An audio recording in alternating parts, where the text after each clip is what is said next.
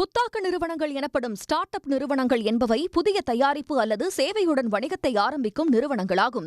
இவற்றை தொடங்குவோர் பெரும்பாலும் தொழில் முனைவோர்களாக இருக்கின்றனர்.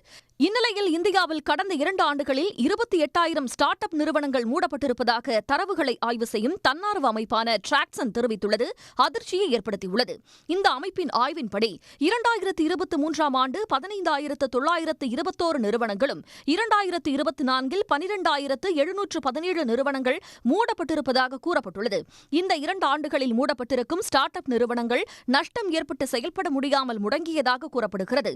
கடந்த 2019 முதல் 2022ஆம் ஆண்டுகளில் 2,300 நிறுவனங்கள் மூடப்பட்டதாகவும், இது கடந்த ஆண்டுகளில் மூடப்பட்ட ஸ்டார்ட் அப் நிறுவனங்களின் எண்ணிக்கை விட 12 மடங்கு அதிகமாக உள்ளதாக தன்னார்வ அமைப்பு தெரிவித்துள்ளது.